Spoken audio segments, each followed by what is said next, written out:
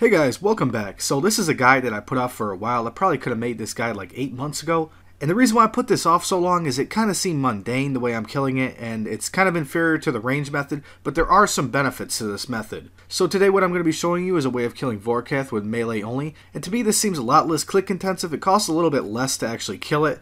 The only real cost is the potions, the food, and the Serp Helm requires scales. It's not too expensive though. And keep in mind, if you are ranging this, well, look at the price of the bow. Dragon Hunter Crossbow, 168 mil. So a lot of people don't have that startup cash to get that. And then your other option is to use a blowpipe, which costs a little bit more because you have to use scales in it. And I recommend at least addy darts if you're going to range it with a blowpipe. But the main reason why I kill it like this is it just seems a little bit simpler. It's less thinking, and I wouldn't say it's AFK, but it's a little bit more mentally AFK. So this isn't really a guide for like noobs or anything. And it's not really a guide for pros either, because if you're a pro, you're going to be using range if you want really fast kills. And you're probably not going to get over 30 kills per hour with this setup. You'll probably get a little bit over 20. But the thing is, you can kind of pace yourself, and it's kind of relaxing to kill it like this. So this is my gear setup right here. And if you're going to replace anything, obviously get an Inferno cape. I haven't even stepped into the Inferno, so I haven't actually got the cape, obviously. And the only other weapon better than a Zamorak and Hasta for this is a Rapier. Rapier is 280 mil, so it is quite a bit better. You could probably max 3 or 4 hits higher with a Rapier than you can with a Hasta. And the only other item that I'm lacking is the Avernic Defender, which is 100 mil, and you can't sell it back. So keep that in mind. If you already have one, obviously use it. The only benefit to that Defender is it has about 3 more stab attack and 2 more strength bonus. So like I said, this is not going to be a guide for people who are completely new at the game. In fact, Dragon Slayer 2 requires 200 quest points plus a bunch of skills, and the quest is a Grandmaster quest, so it's fairly time consuming and a little bit difficult. In fact, the final boss is a lot harder than Vorkath. Even though it's not really hard, it's still a bit harder than Vorkath, so keep that in mind before you do the quest. And also, I don't really plan on going over all the basics, but the best way to get there is using Fremnik's Sea Boots 4, which you need to complete the Elite Diaries for. And where that takes you is right in the center of the village. Now when you start to kill, you want to be zoomed out quite a bit.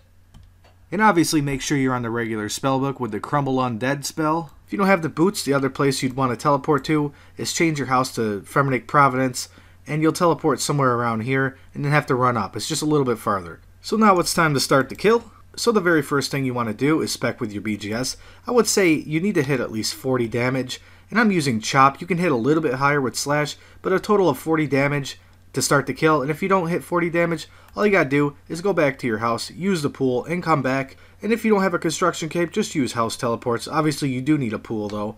And you can also substitute the BGS for a Dragon Warhammer, but I find it to be a little bit less accurate. Plus the way Bando's Godsword works is it lowers the amount of defense levels of the number that you hit. So if you hit at 80, it lowers 80 defense levels. So you can hit back-to-back 80s and lower 160 defense levels, making the defense almost nothing on this boss. But if you use a Dragon Warhammer, it lowers 30% off the defense level, and the next spec is 30% of the remaining defense level. So overall, Dragon Warhammer is less effective for its full potential than Bando's Godsword is. And maybe even what's better is to use one single Dragon Warhammer first, hit any number, which is lowering 30%, and then switch to a Bando's Godsword. I'm not going to do all that. It's not really worth it to me. So I just use Bando's Godsword. And keep in mind, like I said, you can hit a little bit higher with the Slash. You can hit 82s with Slash in this gear setup. And you can only hit about 80 with the accurate setup, which is Chop. So to me, staying on Chop is kind of worth it, considering it's supposed to be a little bit more accurate. The two numbers are not going to make a big difference. Also, before you start the kill, make sure your quick prayers are set on Magic Protect, Piety, and Preserve. And one of the main reasons why you want your quick prayer set is sometimes Vorkath disables your prayer. It's a lot easier to just click on this than it is to go into here. I did say it's start to kill, and I know I'm rambling right now, but the reason why I bring a Crystal Halberd is sometimes you don't get a third Bando's Godsword spec if you get a really quick kill. Sometimes you have 30% spec left, and you want to use that. You could get lucky and actually get a really good time if you get a really good spec. So now I'm actually going to start the kill. So it's not super crucial, but the thing you want to do first is obviously wake it up. Then you want to put your prayers on. Then you want to drink Combat. Then you want to drink this. And that's, I did it a little slow there. Well, look at that, I didn't even hit, so I have to teleport. So the reason why you want to do it in that order is Super Anti-Fire doesn't last that long, and you want to make it last at least 2 kills, so the later you drink it, the longer it'll last. And I almost forgot to mention the reason why you want to use a Serp Helm over a Nets Helm is it potentially saves a little bit of money on anti-venoms, plus it's a little bit more convenient to not have to bank for venoms, and you save in inventory space. Gotta hit at least 40 damage, that's my kind of like quota, whatever you want to call it. I'm getting pretty unlucky. I don't usually hit zeros like this. Usually BGS is very accurate here. I'm just getting really unlucky. So ideally, you don't want to keep your prayer on. You want to run here and keep only preserve on. So also, I forgot to mention, when you're in here, if you want to do this method, shut your run off as soon as you get to the boss. Okay, that was kind of a bad spec. We got to hit at least a 20. Okay, that's a good one. See, that's why you want to have your quick prayers on. I just got my prayer disabled. And then you want to zoom out. Not that much. Okay, this is kind of the important part. Okay, I'm kind of misclicking. This was the very first kill of the day, and I'm a little bit rusty. I need to warm up, so I'll show you a better example of how to do the acid phase in a second. That kill was super laggy for me, but I figured out the reason why. I happen to be in an Australian world, I don't know why, but I'm from New York, so it's super laggy, so I'm going to have to hop. Gotta hit at least 40 damage, and I don't really want to hit 40 damage. I want to hit like at least like 70 damage, I'm hoping. Okay, that's a 67 right there, that's good enough. And then a 33. This should be a clean kill. Pretty much you're going to hit every single time. Now typically, when this comes out, if you're low HP, you want to eat before you cast on it, but you want to do that really quick, because you don't want that to hit you, because it can hit up to like a 60, I believe. Make sure your quick prayer's on for that. And if you're on walk, you have to be very quick when you see those orange balls. As soon as you see the XP hit, walk back. It's kind of hard to commentate and do this at the same time. And I'm not doing it perfect right now. I could do a little bit better. As soon as you get a hang of it, it's pretty easy. And I didn't really need to eat this kill. Pretty decent kill. You see I'm 30% spec. This is where you'd want to use the halberd. Now if you have a slow kill, you'd want to prioritize the BGS. But this was a fast kill. In fact, a really good kill. 140. Now that 122 time is my best time. I have achieved that twice with this setup. So you want to be quick with this because your anti-fire is running down, and you want to be able to get at least 2 kills before your anti-fire goes out. And the reason why you bring a dragon fire shield, if you have one, is so you don't end up wasting another anti-fire. So if this time is not enough to get a full kill, then what you want to do is throw on the anti-fire shield and finish off the kill with anti-fire. That's a good spec. Oh man, this is going to be good. Now when that orange ball comes out, you want to spam click.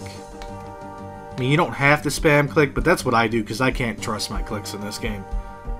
It's going to be another really good kill, obviously because I spec'd really high. That's part of the reason.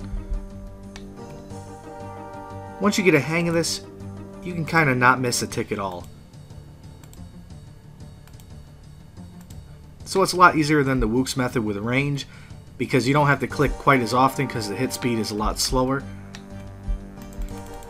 And not only do you not have to click as fast, but you actually get a visual of where your guy's standing. And keep in mind on this phase, you don't have to do a walk on it because you do only half damage.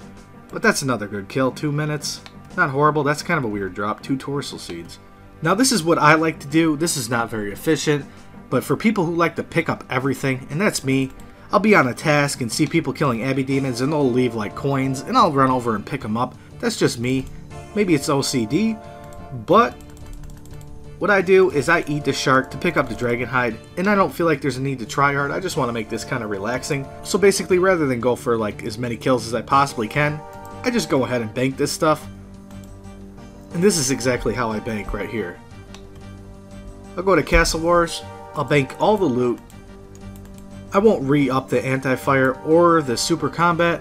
I'll just throw some sharks in here. Take away 5 because you don't need that, you're just wasting them. And what I forgot to do when I went to my house, make sure before you tally out the Castle Wars you use your pool, which I didn't do. But it actually is good to show mistakes, so when you make that mistake you can identify it. So as soon as you're done, you go right back and repeat the cycle. Keep in mind when you're about to line yourself up for doing this, I am lagging quite a bit, I have no idea why. But keep in mind, when you go to line yourself up, there is an animation delay, so where you're standing is not exactly where it shows in-game. You're actually ahead of yourself a little bit. And one other important factor I will show in a second, do eat before you do this. I didn't really need to eat, but just for demonstration purposes, you want to eat before you do that because then you won't waste a single tick when you're killing Vorkath itself. Now once again, make sure you realize that your guy turns at the last second. And you have to be kind of ahead of yourself on that one.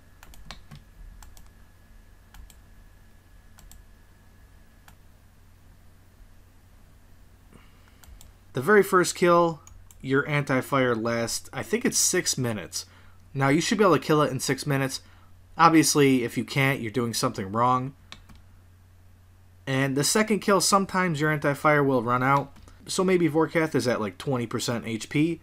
You have a defender on right now. Rather than drink another anti-fire, you just want to put on your anti-fire shield. And last of all, when the poison splats come out, you step on one, say you get hit with a 10, it heals the boss 10 HP. And if you stand on one square for too long, which is literally just one game tick, you'll get spam hit every single tick for 26 to 40 health. So pretty much you can go from full HP to 0 in like 2 seconds.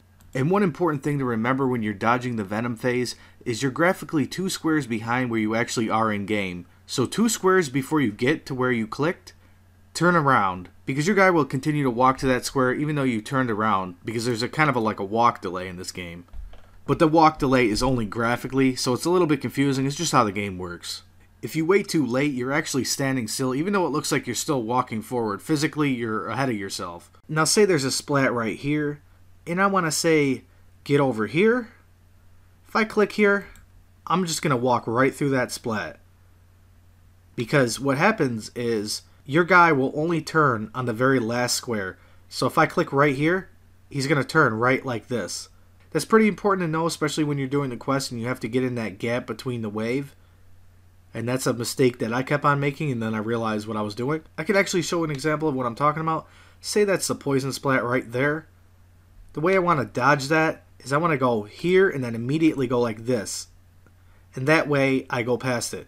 But if I go like this, if I want to get like right, I'll put another one right here. So say this is a poison splat right here, and I want to get over here. If I simply click to walk over here, I'm going to walk right over that, and it's going to hit me. So what you want to do is you want to make sure your guy turns into this column before you get to this point. So you want to go like this and then immediately go like that. And that will get you over here. Once again, this is the wrong way to do it. This will actually make you walk over it.